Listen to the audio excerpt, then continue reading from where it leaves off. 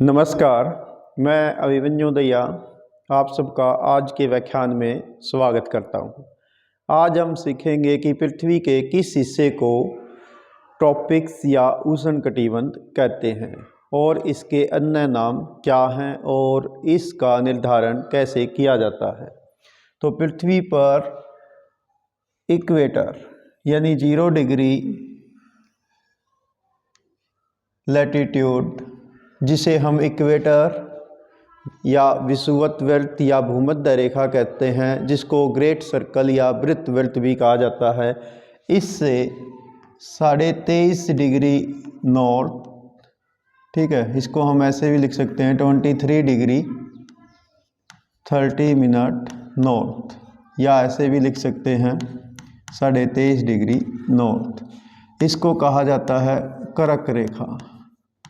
यहाँ पर एक काल्पनिक रेखा खींचते हैं हम मैप पर, इसको अंग्रेजी में कहते हैं ट्रॉपिक ऑफ कैंसर, ठीक है। इसका निर्धारण होता है 21 जून को सूर्य की वर्टिकल स्थिति के आधार पर। 21 जून को सूर्य यहाँ पर सीधा चमकता है, ठीक है, इस रेखा पर सूर्य सीधा चमकेगा 21 जून को। ठीक इसके विपरीत जो साउथ हेमिस्फीयर है, साउथ हेमिस्फीयर में 23 डिग्री 30 मिनट साउथ, या ऐसे भी लिखिए 23.5 डिग्री साउथ, यहाँ पर एक रेखा हम खींचते हैं मैप पर, जिसको कहा जाता है हिंदी में मकर रेखा,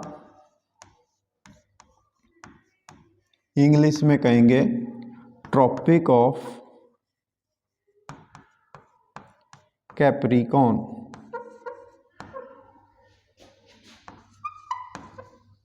इसका निर्धारण कैसे होगा? इसका निर्धारण किया जाता है 22 दिसंबर को सूर्य की वर्टिकल स्थिति के आधार पर। सूर्य 22 दिसंबर को यहाँ पर सीधा चमकेगा। तो ये जो दो धरती पर स्थान है जहाँ पर सूर्य की किरणें सीधी वर्टिकली गिरती हैं, एक पर 21 जून को और दूसरे स्थान पर 22 दिसंबर को, ये वे स्थान है धरती पर, इनसे आगे इधर नॉर्थ की ओर और इधर साउथ की ओर कभी भी सूर्य की किरणें 90 डिग्री एंगल पर नहीं गिरती। यानी ये 90 डिग्री यानी वर्टिकली सीधा सूर्य की किरणें गिरने की ये मैक्सिमम लिमिट है बोथ हेमिस्फीयर में। तो इनके जो बीच का जोन है, इनके ये बीच का जो हिस्सा है, इस हिस्से को हम कहते हैं ट्रॉपिक्स। इंग्लिश में कहेंगे ट्रॉपिक्स, हिंदी में कहेंगे उष्णकटिबंध। इसको हॉट जोन भी कहते हैं। हॉट जोन क्यों? क्योंकि यहाँ पर पृथ्वी सबसे ज़्यादा गर्मी प्राप्त करती है, सबसे ज़्यादा इंसोलेशन प्राप्त होती है, यानी इनकमिंग सोलर रेडिएशन यहाँ सबसे ज़्यादा प्राप्त होती है। इसीलिए इस हिस्से को टॉरिड जोन भी कहा जाता है, TORRID, टॉरिड जोन, ये भी इसको कहते हैं। यहाँ पर एनर्जी सरप्लस रहती है, ठीक है। क्यों? क्योंकि चाहे सूर्य कर्क रेखा पर सीधा चमके या मकर रेखा पर सीधा चमके, इस वाले पोर्शन में सूर्य की किरणें ऑलमोस्ट सीधी गिरती हैं, लगभग सीधी गिरती हैं, इसलिए यहाँ पर एनर्जी हमेशा सरप्लस रहती है। अब इसी को हम उष्णकटिबंध भी कहते हैं। उष्ण मीन्स गर्म और कटिबंध का अर्थ है जोन, यानी ये धरती का वो जोन है जहाँ पर सबसे ज़्यादा गर्मी रहती है। तो इस वाले एरिया के समुद्रों का तापमान भी सबसे ज़्यादा होता है। यही वो स्थान है जहाँ पर समुद्रों के किनारे पर साइक्लोन्स आते हैं। वो खासकर ट्रॉपिक्स के आसपास या ट्रॉपिक ऑफ कैंसर और ट्रॉपिक ऑफ कैप्रिकॉर्न के आसपास के उन क्षेत्रों में आते हैं जहाँ पर तटीय भाग होते हैं, यानी समुद्र की जो गर्म सतह होती है, जहाँ पर टेम्परेचर 27 डिग्री सेल्सियस तक बढ़ जाता है, वहाँ से मॉइस्चर भरी हवाएं और जब स्थल से आने वाली गर्म हवाओं से मिलन होता है तो साइक्लोन बनते हैं। तो ये जोन है ट्रॉपिक्स। अब इससे रिलेटेड कुछ और सूचनाएं या जो इम्पोर्टेंट इन्फॉर्मेशन है या क्वेश्चंस हैं उनको भी जान लेते हैं। 21 जून को जब सूर्य यहाँ पर ट्रॉपिक ऑफ कैंसर कर्क रेखा नॉर्थ हेमिस्फीयर में वर्टिकली चमकता है तो यहाँ पर जो डे है, दिन है, वो लगभग 14 घंटे का होता है। इसके विपरीत नाइट जो है वो लगभग 10 आवर्स की होगी। ठीक है, सेम डे, इसी दिन जब यहाँ पर दिन 14 घंटे का होगा तो साउथ हेमिस्फीयर में नाइट जो है वो 14 घंटे की होगी, और जबकि वहाँ पर दिन जो है वो लगभग 10 घंटे का होगा। बिल्कुल इसके अपोजिट रहता है। इसी प्रकार से जब नॉर्थ हेमिस्फीयर में 21 जून को सूर्य सीधा चमकेगा तो यहाँ पर समर सीजन होगा। ठीक है, यहाँ पर समर सीजन होगा, तो यहाँ पर साउथ हेमिस्फीयर में विंटर सीजन होगा। धरती पर ये बिल्कुल अपोजिट रहता है। इसी प्रकार से यदि हम 22 दिसंबर की बात करें तो 22 दिसंबर को जब सूर्य यहाँ पर चमकेगा 22 दिसंबर को, तो 22 दिसंबर को यहाँ पर साउथ हेमिस्फीयर में जो दिन की अवधि होगी वो 14 घंटे की होगी, लगभग 14 की, और जो नाइट है वो लगभग 10 घंटे की होगी। तो उस दिन यहाँ पर दिसंबर में समर हो जाएगा। ठीक है, और नॉर्थ हेमिस्फीयर में 22 दिसंबर को, 22 दिसंबर की बात कर रहा हूँ अब, 22 दिसंबर को नॉर्थ हेमिस्फीयर में विंटर होगा। ठीक है, और हमारे यहाँ पर जो दिन की अवधि होगी वो लगभग 10 घंटे की रहेगी, और नाइट जो है वो लगभग 14 घंटे की हो जाएगी।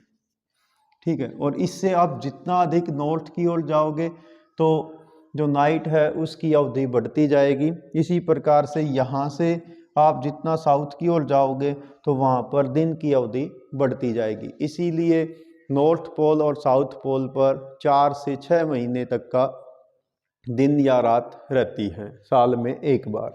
तो ये सारा, इसके पीछे कारण क्या है कि ऐसा क्यों होता है, तो इसके पीछे कारण है पृथ्वी का अपने एक्सिस पर झुकाव या टिल्टनेस। तो फिर हमारी पृथ्वी अपनी एक्सिस पर 23.5 डिग्री एंगल पे झुकी हुई है। ठीक है, और वो ऐसे झुके झुके सूर्य के चारों ओर चक्कर लगाती है। तो एक बार नॉर्थ हेमिस्फीयर सूर्य के सामने आता है जो जून का महीना होता है, और एक बार साउथ हेमिस्फीयर सूर्य के सामने आता है जो दिसंबर का महीना होता है। तो इन कारणों से पृथ्वी पर जो इस प्रकार की दशाएं हैं ये उत्पन्न होती हैं। तो आज हमारा जो मूल फोकस था वो था उष्णकटिबंध यानी टॉरिड जोन पर। हाँ, इसमें आप एक बात और भी सीखेंगे कि ये जो टॉरिड जोन होता है, उष्णकटिबंध होता है, इसमें कभी भी शीतकाल नहीं आता है, और यहाँ पर रात ही शीतकाल होती है। एक इसके टॉरिड जोन के अंतर्गत ही एक अन्य भाग है जिसको भी मैं आपको बता देता हूँ कि इक्वेटर से यानी विषुवत वृत्त से लगभग 5 डिग्री नॉर्थ और लगभग 5 डिग्री साउथ, यहाँ पर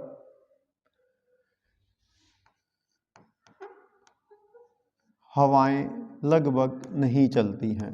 जो हॉरिजॉन्टल हवाएं हैं वो यहाँ पर नहीं चलेंगी। ये ऐसा जोन होता है जिसमें वर्टिकली हवाएं नहीं चलती हैं, इसमें कन्वेक्शनल वेव्स चलती हैं, यानी सवैनीय हवाएं चलेंगी। तो इस वाले जोन में ऐसे जो हॉरिजॉन्टली हवाएं हैं वो नहीं चलेंगी। हवाएं ऐसे नीचे धरातल से ऊपर की ओर जाएंगी, और यहाँ पर लगभग हर रोज़ दोपहर 2 से 4 बजे के बीच कॉन्वेक्शनल रेनफॉल सवैनीय बारिश हो जाती है। इस एरिया को काम जोन, CALM, काम जोन, ZON जोन ये बोला जाता है। क्यों? क्योंकि ये एरिया शांत रहता है, इसमें हवाएं नहीं चलती हैं, इसलिए इस एरिया को डोल्ड्रम्स भी कहा जाता है। तो ये टॉरिड जोन के अंतर्गत ही है, यानी यहाँ इक्वेटोरियल क्लाइमेट मिलती है। वैसे तो टॉरिड जोन तो हो गया 23 डिग्री एंड हाफ नॉर्थ से 23 डिग्री एंड हाफ साउथ के बीच में, और इसी के बीच का ये पोर्शन ऐसा हो गया जिसमें हॉरिजेंटली हवाएं नहीं चलेंगी, वर्टिकली हवाएं चलेंगी। तो इसको कहते हैं शांत जोन, और यहाँ पर लगभग हर रोज बारिश हो जाती है। इसी प्रकार से यदि और कहूँ तो आप देखेंगे कि जो ये ट्रॉपिक्स की लिमिट है यानी कर्क रेखा और मकर रेखा, इसके आसपास ही ज़्यादातर डेजर्ट हैं। अब यदि मैं आपको डेजर्ट बताऊं तो भारत में अगर आप कहोगे तो यहाँ पर डेजर्ट है। दुनिया का सबसे बड़ा डेजर्ट देखोगे तो वो अफ्रीका में है। इसी प्रकार से यहाँ पर अरेबियन डेजर्ट हैं, यहाँ पर मैक्सिको में डेजर्ट हैं, इसी प्रकार से यहाँ पर चिली में डेजर्ट हैं, यहाँ पर अफ्रीका में कालाहारी डेजर्ट है, और यहाँ ऑस्ट्रेलिया में पश्चिमी महामरुस्थल स्थित है। इन एरिया में ज़्यादातर पूर्व से पश्चिम की ओर हवाएं चलती हैं जिनको ईस्टर्लीज कहा जाता है। ये हवाएं महाद्वीपों के पूर्वी किनारों पर बारिश करती हैं, पश्चिमी किनारों पर ये बारिश नहीं करती हैं, इसलिए पश्चिमी किनारे यहाँ पर ज़्यादातर डेजर्ट हैं। जो कॉन्टिनेंट के वेस्टर्न कोस्ट हैं वो ज़्यादातर डेजर्ट हैं। तो ये ट्रॉपिक्स से रिलेटेड ही कुछ महत्वपूर्ण ज्योग्राफिकल इन्फॉर्मेशन थी। यदि आपको लगता है कि कोई और क्वेश्चन इसमें छूट गया है तो आप कमेंट्स बॉक्स के माध्यम से मुझे लिख सकते हैं, या आपका कोई अन्य सवाल हो या कोई अन्य टॉपिक हो जिस पर आप चाहते हैं कि मैं आपकी कुछ मदद करूं, तो आप मुझे मैसेज के माध्यम से भेजिए।